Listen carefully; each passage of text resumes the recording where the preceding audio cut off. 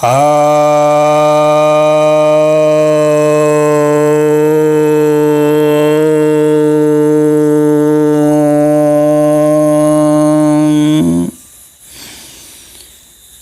भक्तजनों को सप्रेम नमन। भक्तों, आज मैं आपको उपनयन संस्कार यज्ञोपवीत के विषय में कुछ चर्चा करने जा रहा हूँ। 16 संस्कार प्रचलित हैं सनातन धर्म में। ये जो संस्कार होते हैं, संस्कार का अच्छा होता है कि जो हमारे कर्म हैं वो सम स्थिति में हो जाए, यानी हम समभाव होकर के कर्म करें। वो उस किसी काम को पूर्णता से कर देना, यानी निष्काम भाव से कर देने से ही पूर्णता आती है। तो किसी काम को पूर्णता से कर देना संस्कार है। तो 16 संस्कार बताए गए हैं। वैसे तो गौतम ऋषि ने संस्कारों की संख्या 40 बताई है, लेकिन उसको महर्षि अंगिरा ने 25 संस्कार में बदल दिया और व्यास स्मृति में और मनुष्य स्मृति में 16 संस्कारों का वर्णन किया गया है। तो ये जो संस्कार हैं,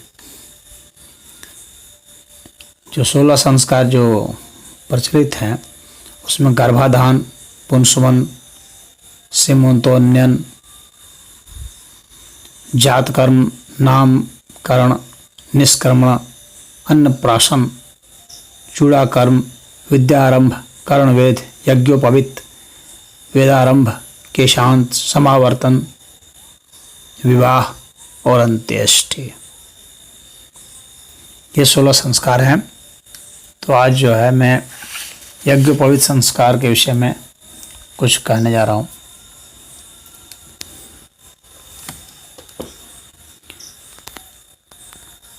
यह जो यज्ञोपवीत संस्कार है, यह यज्ञ और उपवीत 2 शब्दों से मिलकर के बना है। यानी वैदिक यज्ञों का उसको संपादित करने का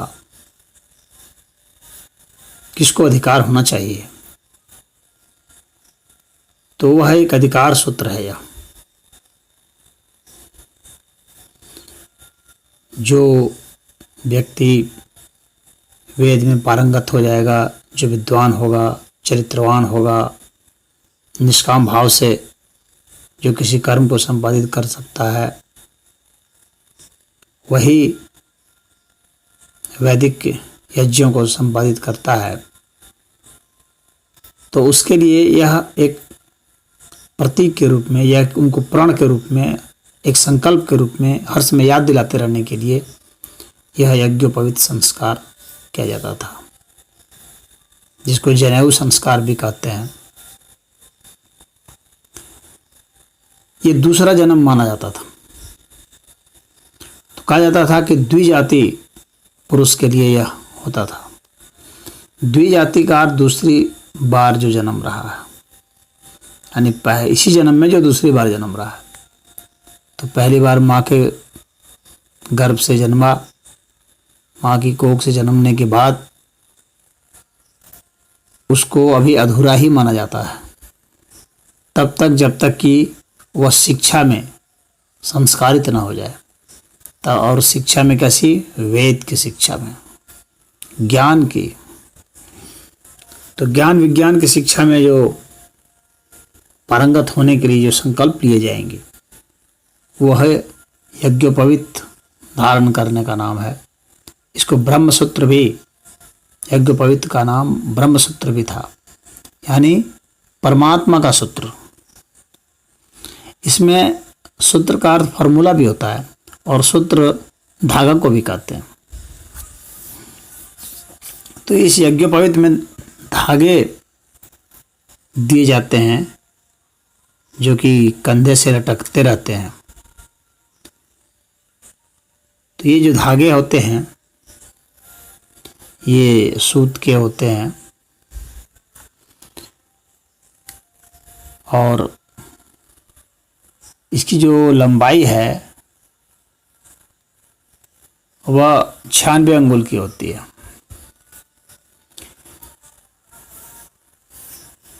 इसको सूत्र क्यों कहा जाता था? असल में पूरी विद्या को जो सार है, वेद का जो सार है, पूरे वेद के सार को उसी धागे में पिरो दिया जाता था और वह भी एक तरह से ग्रंथ का काम करता है, वह भी एक तरह से संकेत देने का काम करता है। वेद का जो मुख्य मंत्र है वो गायत्री मंत्र है। गायत्री मंत्र में 24 अक्षर है। ये गायत्री मंत्र क्या है? परमात्मा कैसे हैं, परमात्मा को व्याख्यायित करने वाला जो मंत्र है, पूर्ण रूपेण से जो व्याख्यायित करता है वो गायत्री मंत्र है। इसमें परमात्मा का और साधक का जो संबंध है वह स्पष्ट दृष्टिगोचर होता है। तो यह जो गायत्री मंत्र है जिसमें 24 अक्षर हैं, ओम भूर्भुवः स्वः तत्सवितुर्वरेण्यं भर्गो देवस्य धीमहि धियो यो नः प्रचोदयात्। तो परमात्मा को ज्ञान स्वरूप मानते हुए, उसको वर्ण करने योग्य मानते हुए ये प्रार्थना की जाती है कि आप ही सब कुछ हैं, आप ही ये भौतिक तत्व भी हैं, आप ही आत्मा हैं, आप ही परमात्मा हैं और ये ओम जो है आपका वाचक है।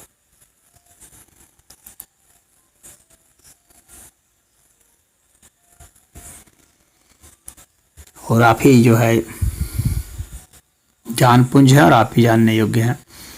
तो यह जो गायत्री मंत्र का जो अर्थ है, ये जो है मंत्र ये 24 अक्षर का है और यह गायत्री मंत्र एक ऐसा मंत्र है जो कि चारों वेदों में है, ऋग्वेद, सामवेद, यजुर्वेद, अथर्ववेद। तो 4 वेदों में है, 24 अक्षर है। इसको अगर हम गुणा कर देते हैं तो 96 हो जाता है, अक्षरों की संख्या 96। तो इसलिए इसको यज्ञोपवीत को 96 अंगुल कर दिया गया है ताकि इस 96 अंगुल से हम यह संकेत दे सकें कि गायत्री में 24 अक्षर हैं और ये चारों वेदों में है। इस चीज को, इस सूचना को बताने के लिए। फिर उसी तरह से मात्र यही एक सूचना नहीं है उसमें, उसी तरह से सामवेद के छांदोग्य में परिशिष्ट में बताया जाता है, हम लोग के शास्त्र का एक निचोड़ है कि तत्व जो है 25 है और गुण जो है वो 3 है।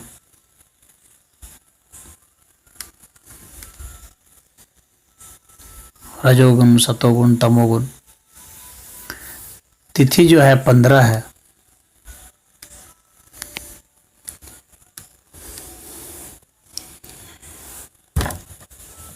एकादशी, द्वादशी, त्रयोदशी ये सभी तिथियां हैं, इनकी संख्या 15 है।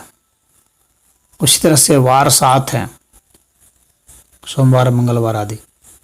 नक्षत्र 27 हैं, पुष्य नक्षत्र, आश्लेषा नक्षत्र, मघा नक्षत्र आदि आदि। उसी तरह से वेद विचार है। काल जो है 3 है, भूत, भविष्य, वर्तमान। मास 12 है, चैत्र मास, वैशाख, ज्येष्ठ, आषाढ़ आदि आदि। तो ये जो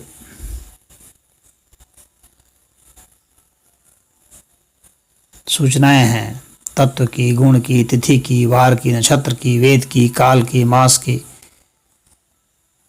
इन सबको यदि जोड़ दिया जाता है तो यह भी 96 होता है। तो इस 96 से यह सूचना बताई जा सकती है, यह शिक्षा दी जा सकती है, जो यज्ञोपवीत संस्कार जिस बच्चे का हो रहा है तो वह समझ जाएगा इन चीज़ों को बहुत अच्छी तरीके से, उसको याद भी रख लेगा वो। इनके अंतर संबंधों को भी उसको समझा देंगे उसके जो गुरु हैं वे। इसके अलावा जो वैदिक ऋचाएँ हैं इसमें 96,000 ऋचाएँ हैं। तो 96,000 ऋचाएँ हैं तो उसके लिए भी 96 अंगुल है। तो वो सूत्र की लंबाई इसलिए 96 अंगुल रखी गई है कि 96,000 वैदिक ऋचाएँ हैं। और ये जो तत्व, गुण, तिथि, वार, नक्षत्र, वेद, काल, मास, इन सब का जो जोड़ आ रहा था ये भी 96 था। और 96 अक्षर होने की वजह से अक्षरों की संख्या भी चारों वेदों में मिलाकर 96 भी। तो इस तरह से यह 96 का जो संकेत वो दे देता है। तो इसको 96 अंगों रख दिया गया जनेऊ को। अब इसमें 3 सूत्र हैं जो त्रिगुणमयी जो स्थितियां हैं उसको बतलाने के लिए हैं। तो ये जो त्रैत की स्थिति बतलाने के लिए है, पहला तो ब्रह्मा विष्णु महेश का सृजन, विध्वंस और पालन में है ये सब। फिर गुणों का, सतरज स्तंभ का। फिर हमारी अवस्था का, आदि दैविक, आदि भौतिक और आध्यात्मिक, ये 3 अवस्थाएं हैं उसको बतलाने के लिए। फिर हमारे ऋण को बतलाने के लिए 3 ऋण है, देव ऋण, ऋषि ऋण, पितृ ऋण, इनसे मुक्त होना है। तो यह त्रिगुणित 3 सूत्रों को बतलाने के लिए है। यह जो यज्ञोपवीत होता है इसमें 9 तंतु होते हैं, यानी एक जो सूत्र होता है उसमें 3-3 होते हैं छोटे छोटे सूत्र, तंतु। तो 9 तंतु होते हैं। अब ये 9 तंतु जो हैं वे भी कुछ इंगित करते हैं। ओंकार को इंगित करते हैं, अग्नि को इंगित करते हैं, अनंत अवस्था को इंगित करते हैं, चंद्र को इंगित करते हैं, पितृगण को करते हैं, प्रजा को करते हैं, वायु, सूर्य और सभी देवों को। तो कुल 9 देवों को इंगित करने के लिए है। इसके अलावा 9 द्वारों को इंगित करते हैं, जैसे 2 कान, 2 आँख, 2 नाक, 1 मुंह, 1 मूत्र द्वार, मल द्वार। तो ये जो 9 द्वार हैं ऊर्जा के हमारे, उसको भी इंगित करते हैं। तो ये 9 तंतु यहाँ पर होते हैं। उसी तरह से 9 निधियों को भी इंगित करते हैं।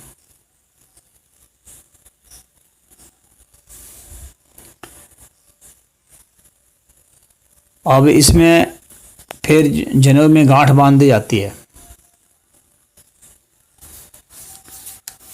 अब ये गांठ बांध दी जाती है, इसको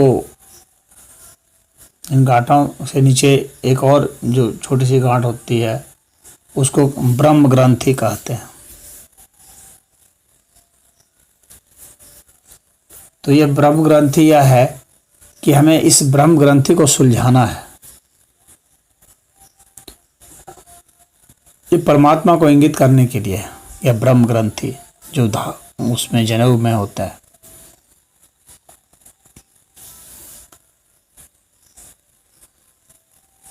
तो उस ग्रंथि को कैसे सुलझाना है, यानी हमें ब्रह्म का साक्षात्कार करना है और उसके लिए कौन कौन सी साधनाएं करनी है उस गुत्थी को सुलझाने के लिए।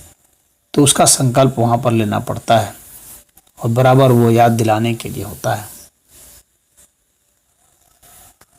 और बाकी जो है उनके अपने जो गोत्र के प्रवर हैं, किस शाखा से वे हैं, उसके अनुसार से उसमें और भी गांठें बांधी जाती है। 1, 2, 3 या 4 गांठ बांधी जाती है।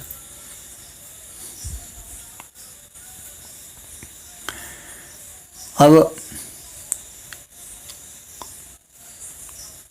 जनेऊ को धारण किया जाता है तो बाएं कंधे से होता हुआ नीचे की ओर लटकता रहता है। तो ये जो बायां कंधा है वो हृदय को इंगित करता है। परमात्मा हृदय रूपी गुफा में निवास करते हैं। कहने का मतलब है वो गुह्यतम है और वो भावनात्मक है। यहाँ पर 2 चीज़ें आ रही हैं। पहली बात है कि वह गुह्यतम है, दूसरी भावनात्मक है, और तीसरा जो हृदय का अर्थ होता है वो हृदयम है, यानी वह केंद्र है। तो परमात्मा केंद्र में है, हर चीज़ के केंद्र में है, और हर चीज़ जो है उसकी भी परिधि होगी और उसमें भी केंद्र बन जाएगा। हर परिधि कोई ना कोई केंद्र बना देती है और हर केंद्र कोई ना कोई परिधि बना देगी। तो इस तरह से ये एक दूसरे से गूंथे हुए हैं, बहुत जटिलता से अबूझ पहेली की तरह इसको सुलझाना है उसे। तो बाएं कंधे से होता हुआ ये जनेऊ नीचे लटकता रहता है और ये हर समय याद दिलाता है कि आपको सजग करता है कि आपको वेदाध्ययन करना है। आप चाहे कोई भी कर्म में लगे हुए हैं, आपका ध्यान वहाँ पर आपको हर समय याद दिलाएगा वेदाध्ययन की ओर। क्योंकि बिना विद्या के तो जन्म निरर्थक माना जाता है। सा विद्या विमुच्यते, जो हमें मुक्ति देता है उसी को विद्या कहते हैं। तो इसलिए विद्याध्ययन पर बहुत जोर है, वेदाध्ययन पर बहुत जोर है, और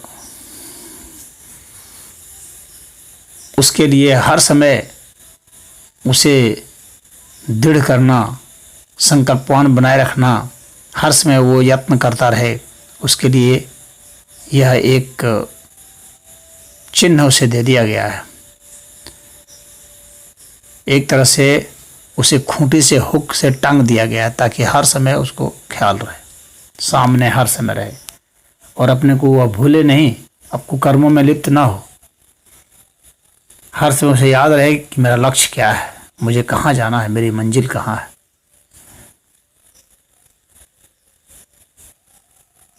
अब कोई भी जो शौच क्रिया वगैरह होती है तो शौच क्रिया के समय में आदमी अशौच की अवस्था को प्राप्त हो जाता है, यानी अपवित्र हो जाता है। तो उसको कान पर लपेट लिया जाता है।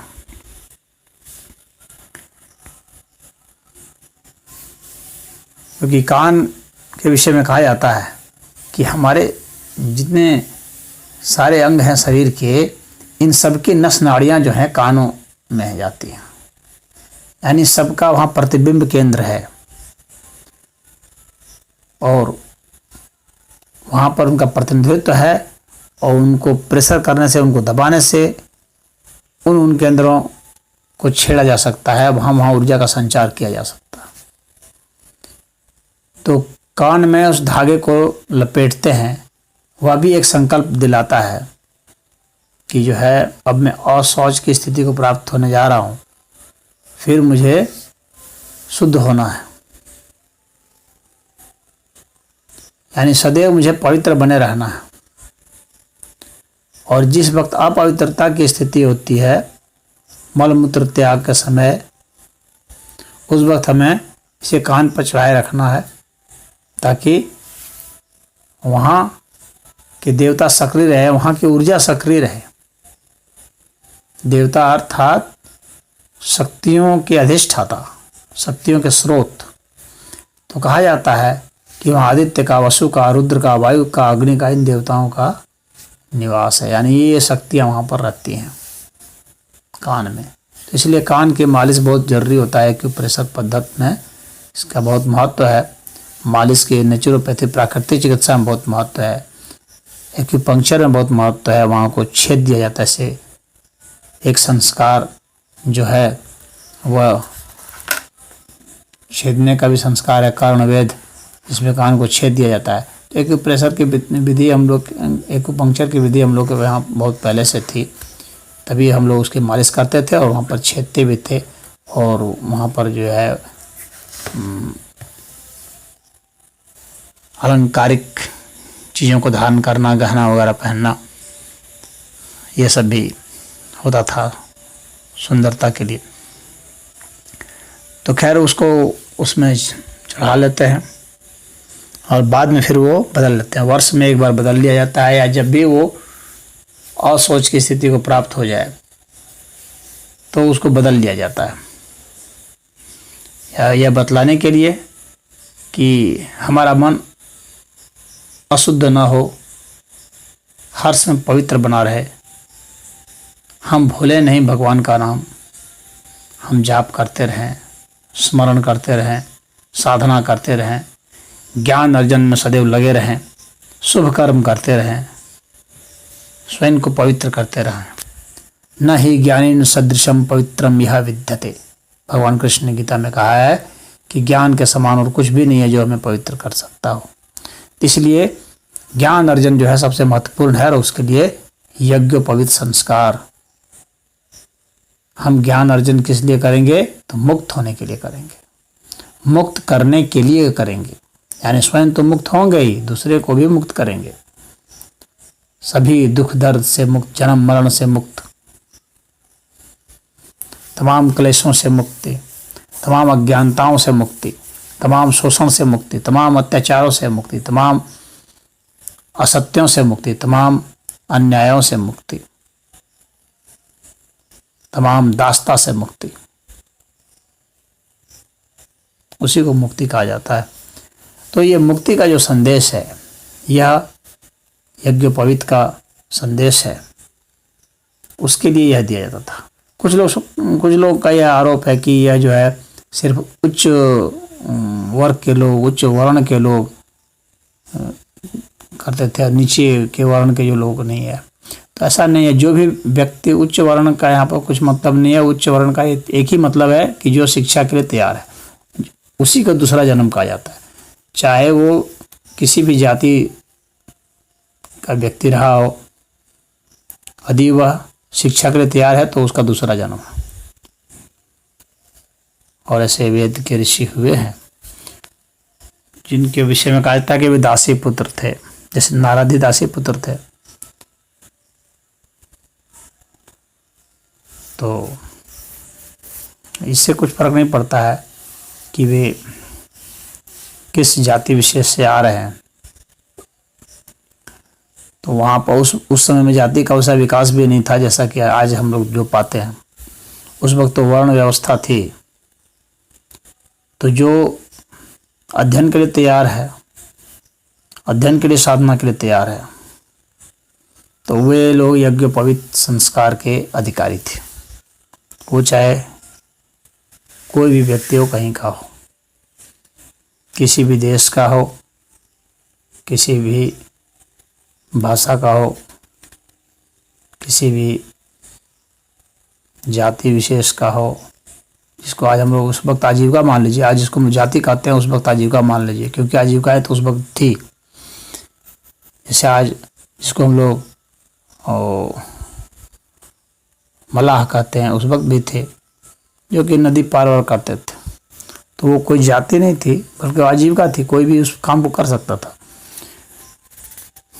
तो इस तरह से कोई भी व्यक्ति अधिकारी था यज्ञोपवीत लेने के लिए, और अपने गुणों की वृद्धि के लिए, अपने बौद्धिक विकास के लिए, आत्मिक विकास के लिए वह इसमें लग सकता था और इसको वह कर सकता था।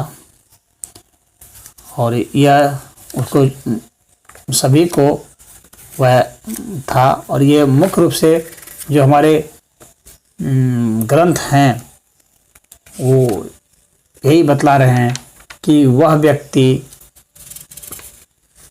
का मुख्य ध्येय ब्रह्म की जो गुत्थियां हैं उसको सुलझाना है, उसे ज्ञान पथ की ओर अग्रसर होना है, उसे मुक्ति पथ की ओर अग्रसर होना है। और खुद ही अग्रसर नहीं होना है बल्कि दूसरों को भी बाद में उसे उस पथ पर लिवा जाना है, यानी उसे उपदेष्टा भी बनना है।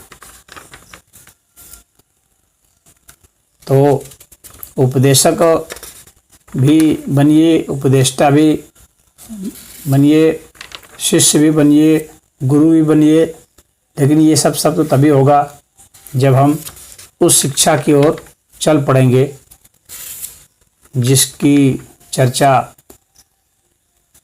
वेद में है। तो उस शिक्षा की ओर ले चलने का ही यह एक तरह से संस्कार था, यानी उसके कर्म को उसमें परिष्कृत कर देना था। और इसके लिए वो जब धारण करता था तो उसमें उसे मंत्र भी बताए जाते थे। ब्रह्मोपनिषद में है, यज्ञोपवीतम परमं पवित्रम प्रजापतेर यत् सहजम पुरस्तात् आयुष्यम अग्रयम प्रतिमुंच शुभ्रम यज्ञोपवीतम बलमस्तु तेजः। यानी यह जो यज्ञोपवीत है यह परम पवित्र है। प्रजापति के द्वारा यह हमें प्रदान किया गया है, यह हमारी आयु को बढ़ाने वाला है, यह हमें मुक्ति दिलाने वाला है, यह हमें पवित्र करने वाला है, यह हमें प्रकाशमय करने वाला है, यह हमें बलवान बनाने वाला है, यह हमें तेज बनाने वाला, तो तेजस्वी बनाने वाला भी। तो इस तरह से यह ब्रह्मोपनिषद का मंत्र इसका गुणगान करता है। तो यह यज्ञोपवीत संस्कार किया जाता था, इसकी इस तरह से महिमा थी। और यह हमारे लिए अन्य चीज़ के लिए भी उपयोगी है, यानी स्वास्थ्यवर्धक भी था। तो इस वजह से इसका बहुत महत्व है। आज भी यज्ञोपवीत संस्कार होते हैं और विवाह से पहले यज्ञोपवीत संस्कार को अनिवार्य माना जाता है। बिना यज्ञोपवीत संस्कार के विवाह संस्कार को संपादित करने का निषेध है। तो यह समाज एक कर्मकांड बन के न रह जाए, बल्कि इस संस्कार को हम विचार और कर्म में बदलें, श्रेष्ठ विचार और श्रेष्ठ कर्मों में बदलें और अपने को मुक्ति पथ पर ले जाएं, तो ही यह चरितार्थ होगा। अन्यथा यह सिर्फ एक कर्मकांड बनकर रह जाएगा और इसका बहुत मतलब नहीं रह जाएगा, अंधविश्वासपूर्ण हो जाएगा। इसलिए जो भी यज्ञोपवीत संस्कार करते हैं और जो कराते हैं, उन दोनों को बोध होना चाहिए। कराने वाले को इसका उपदेश देना चाहिए कि आखिर क्यों कराया जा रहा है, इसका लक्ष्य क्या है और इसके चिन्ह क्या है और यह क्या है।